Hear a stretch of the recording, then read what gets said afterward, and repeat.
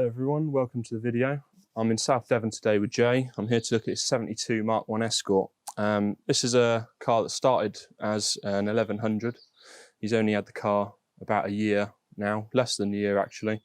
And he's done quite a lot to it already to make it something that's definitely not an 1100 anymore. So hi Joe, nice to meet you, mate. How you doing? You all right? Yeah, not bad. So tell us about how it started with cars like these then. Yeah, I've always had a passion for Mk1s. From when I was a kid, my dad was well into, he's a panel beater sprayer, so he's always been doing cars up. And we had an Escort back in the day where it got shunted from rear. My dad decided he was going to do it, and he went to town on it. Ended up being midnight blue with some Wolf Rate slot wheels on it, and I fell in love with the car. I was probably about 11 when it was finished. And then my dad, being my dad, he just traded it on for something else, and I was gutted to see it go. Then my mum got a Mk1 1100 two-door white one again, which she fell in love with. And even when I was younger, we had a Mk1 Estate, and my dad modded side pipes as they do back in there, jacked up and all the period features. And then I bought my first one when I was 19. My blue electric one's a blue 1300 GXL, obviously they were 10 a penny. I ended up buying another one as well, 1100 bog standard on bubble arches. That was in green with Wolf Race slot wheels on it again. And then I got given, makes me sick, an Evo Mexico. Some guy wanted it out of his garage, so I was there at the right time. And so I had three of them all on my driveway at one point. Unfortunately, I had to move out of where I was, and I had nowhere to put them. So it was a case of either scrap them or sell them for peanuts. With this specific car, you said you got it in July 2 years ago, was it? Yeah, it's about 18 months ago, I think. Okay. It was. Right. I've had it 2 years in July. Right. Yeah. So it was. I was looking to buy an Escort because I knew that the prices were going stupid, and it would have been out of my price range. Like now, I wouldn't be able to afford one, so I was lucky to get one when I did. I looked into buying something that needed restoring. And it was basically, I'd done a deal on a car that I had with a guy for a 1100 Mk1 Escort two-door, but it was a left hooker, German import. And I totted up how much it needed to spend for panels, and I was into about £4,000 worth of panels before I'd even put a welder to it. And my son actually persuaded me. He said to me, "Dad, can we not get one that's already done?" I looked at him and said, "Have you seen the price of them? They're just out of my price range." A good plant for this was when Fast and Furious came out and he used the Mk1, and it kind of rocketed it straight back up again. And that's where my son kind of got. And he was, the car that we traded in for this had a V8. He loved the sound of it, and he loved the Mk1 Escort, but he wasn't quite sold. He wanted something with a nice sound. I said, "Well, wait until we put the engine in." Totally different beast once you change. And I said, "You wait until you hear the induction of the carbs." And I said, and now he's absolutely sold on it. Yeah. Absolutely, he said it needed that engine more than anything. We were going to K20 it. I was going to Frankenstein it. And I said to him, we can put a K20 in. It's fine. I said, but it's going to take a lot longer, to get everything to work. And it was too good a shell for me to do. I had to keep it, period. It's a piece of machinery. It needs to be respected. It'll only last as long as you respect it. And the fact that this is 50-year-old car, it's 72, so it's 51 this year. Yeah, so 51-year-old car this year. It's a testament to itself that it's still about. Yeah, it's a survivor car. It's a good, genuine car. It's solid. There isn't any rust in it anywhere. And mechanically, when I bought it, it needed some attention, to the point where even the brake calipers weren't done up. It was thrown together to sell. But you were aware of that when you... Absolutely. I wasn't aware of just how much it was thrown together. But I became very aware quite soon after owning it that it needed some work. And I've just enjoyed doing it. So with this engine, you're saying it's a genuine Mexico engine, I bought it and it came from a Mexico car, I'm guessing. Yeah, it was taken out of a guy that I've got to know again. He's a local guy, very well known back in the day. Even so now, a guy called Jared, he's a guy that built the engine, JK Tuning. He's a hill climb guy. He built the engine for his Mk2. But this engine came out of a Mk1 Mexico that he had stolen, and it was burnt out. But he managed to salvage the engine and various other bits. tuned it, put it in his car, and then he had a guy, a guy called Phil Speed, saw what he was doing, literally winning everything on the circuit, and said, I want you to run one of my engines. So there was nothing wrong with his engine. It was working perfectly fine. It was screaming past RS2000s, and I know guys that have raced against him in RS2000 said I couldn't catch that car. And then Phil Speed built him another 1700 dry sump crossflow, pushing about 180 horsepower. And again, he just wiped the floor with everybody. But this one just got slid under the bench. Okay. And I went to see him to buy his Phil Speed engine because he said he was selling it. But he wanted, £4,500, £5,000 for his engine. And it was out of my price range. I couldn't justify it. And then this one, he said, well, I've got my old engine sat under the bench. I don't know what it's like. It's been there for 20 years. And I'm like, I looked at it. I saw the Burton rocker cover and I went, yes, sold. Decision made. Yeah. And it wasn't a lot of money, and it's, I brought it back here, put it on a cradle. I took the sump off, had a look at the basics. The cam was brand new. Wasn't even lit, no bluing. It was solid rockers, solid post, double valve springed. I could see the head had been ported massively. He said it's had quite a bit of work done. And he guaranteed the pistons to about 8,500, which he had a limiter on. But he said after that, you need forged pistons. But he said it will rev to it. So, and it does scream, it howls, it really does. And yeah, it sounds amazing. I try not to take it too far. But it's quite difficult, isn't it? It's quite difficult not to. Okay, brilliant. Okay, so do you want to have a look under the bonnet? Yeah, sure. Okay, let's pop it open. So this is 1600 crossflow, and it's about 1660. I don't know the exact displacement, but it has been bored. Yeah, but not a lot. Okay. So 1660, I think. And so you've got Dellortos on there. Yeah, twin 45s with a gas flowed head. It's been port matched. It's got solid posts, double valve springs, fast road rally cam in it. Very, very light and flywheel. So high pressure oil pump, all the standard stuff really.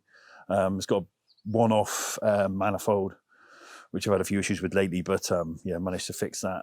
So you got a lot of heat wrapping on everything. Yeah, just trying to keep the heat down in the engine bay. Yeah, it's, I had a couple of wires that started to warp a bit, so I've just trying to heat shield all of the wiring around the top. It was a very, very messy place to start with, but I've tried to tidy it all up. No, it looks very, very clean. This is a standard size radiator, is it? Standard radiator. Okay. Yeah. So I will. How does that fare with? It's absolutely fine. Right. It doesn't. The needle barely moves. Right. It keeps very, very cold. See, I'm not sure if the higher models like the Mexico and the RS2000 had a bigger radiator. Probably would have been slightly bigger, but it doesn't need it. No. I will put it on. I'm going to get a 56mm aluminium radiator in there, just for the summer period. I want to get one in, and I also want to change the drive kit to put electric fans on the other side. Do you think you'll be struggling with clearance on a big? You've only got about a centimetre between the fan, haven't you? Yeah, I probably would get away with it. No. I think you kept it very period for how it would have been many years ago. Yeah, and a lot of people do comment the fact that they're glad to see that it's still got a crossflow in it. Yeah. So a lot of people put the Z-Techs and stuff in them now, don't they? And I mean, I like a twin cam. I love the sound of a twin cam. Yeah. But when you hear this, you'll understand why I kept it period. yeah, I'm sure I will. Yeah. So the manifold, did you have that? You had that custom made? No, it came with the engine. Right, it was actually, that's why I really wanted to keep that manifold, because the engine was built with that manifold and it ran very well with that manifold, and it was all port matched. Okay. So it all works very well together. I'm running an Ashley, a 2-inch Ashley exhaust from the 4-branch back into a 3-inch back box, which sounds cracking. So does that fit straight on? Did that fit straight on, or do you have to modify it slightly? No, I basically bought a lot of link tubes with a flexi joint. But the way that the manifold, it didn't allow me to put the flexi joint at the bottom of the manifold, so I've had to drop it underneath and keep it tight. But yeah, it's 180-pound springs on the front with Capri struts. But yeah, it's a stiff ride. It's not a Bentley. But it'll go around the corners like it's Scalextric. So it's still the original like Leaf leaf springs on the back, but they're RS2000 single just leaf. upgraded So, version. yeah. So they're a bit stiffer. They raise it up a little bit, but it's what it needed because it was very boaty on the back when I dropped it. The first upgrade I did was to put the wheels on. Okay. Because it had mini lights to start with. So are these genuine RS4 spokes? No, they're basically JBW RS4s. Yeah. RS4s, which is a better. I probably really cheese the purists off, but I think it's a better looking wheel than the standard. Okay. And I think just the offset of the wheel looks better with the polished rim. And for the money, you know, they were £601 delivered to my door with wheel nuts. I just said, take my money. Yeah, it's genuine's are considerably more, and yeah, that's it. And they would have needed refurbing. Yeah, exactly. You know, you're getting a brand new wheel. Absolutely, and that was with tyres as well. So I couldn't knock it. Can't complain at that, can you? Really? Do you think this is something that you'd take on the track? I'd love to. I would love to, but not until I've sorted the gearing out. I'm running standard gearbox of 1100, which posed a few problems when I was putting that engine in because the engine came with a big wing. And it wouldn't marry up to a standard gearbox because the Mexico, the starters on the other side on a 2000E gearbox, the starters on the other side are a lot higher to allow for the wings on the sump for the extra litre of oil, litre or so. I don't know the exact figures. Right. So basically, I had to take the engine out of the sump off of the original engine, and I basically put it on, married it up, marked where I needed to go, and then I cut it up and welded the wings on the sump. To gain myself the extra litre of oil because the high pressure oil pump drains a standard sump too quick. So quickly, yeah, just get the oil around the engine. So I needed to make sure I had the proper volume of oil in there. And yeah, I had a few issues with it because the boxes, I used a box section and welded them on. And at first I had to recut and weld it because it was hitting the cross member. Eventually got it in to marry up to a standard gearbox, single piece prop shaft, but standard diff as well. Okay. So it's only, it's a 4.1. So it tops out about 85, flat out, but gets there really quick. Yeah. So it's perfect. I mean, the engine was built for hill climb, and it just loves the setup. Okay, so do you just want to take me through what you got going on in the boot? Yeah, I basically wanted to relocate the battery into the boot, so I purchased a Motor Mech battery mount along with the facet fuel pump mount, and I really did all of my lines, battery lines come through the inside of the car, not underneath anymore. Okay. And there are a 25mm battery cable which runs through that and along the passenger side, and the fuel lines are double wall marine fuel lines which run through the driver's side, so I know they're there. And just brought it all into the boot. The facet fuel pump feeds the Malpasser filter in the front. I wanted the Malpasser in the front just to keep it closer, so I got a true reading on the fuel pressure. But yeah, it just tidied it up in the boot and kept the engine bay a little bit cleaner, that's all. I find it brilliant that the majority of the work that you've spoken about, you've done it. I've done it all, I've done it all. You've researched on your own and you've just gone for it, Yeah, I wanted to, I wanted to do it myself. It's a hobby, you know, and it's something that I can genuinely turn around and say, I've done it, you know, and I get a lot of satisfaction out of that. Yeah.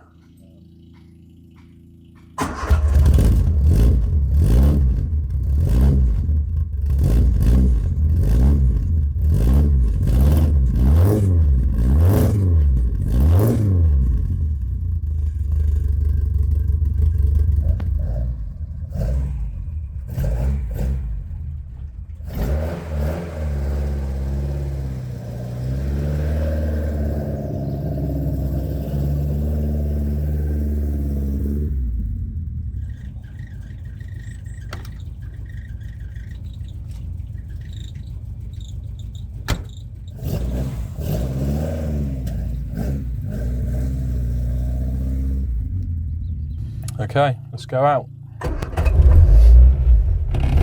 Music to my ears, that is. No radio. Don't need a radio. That's it. We got 45s. That's it.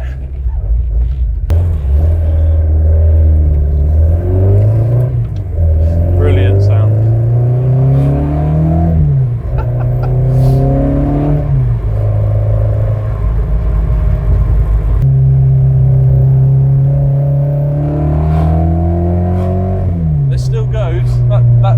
So 120 horsepower, you reckon? 122. 122. It was roaded out, but I think that's enough, isn't it? I've had a a few little tweaks since I've had it on the road, and it's running a lot better. Right. With the, I changed the exhaust manifold, which opened up the exhaust quite a lot. Definitely ran better when I put the new manifold gasket in. Yeah. Surprisingly, it's going around the bends and that very well. Yeah, handles really well.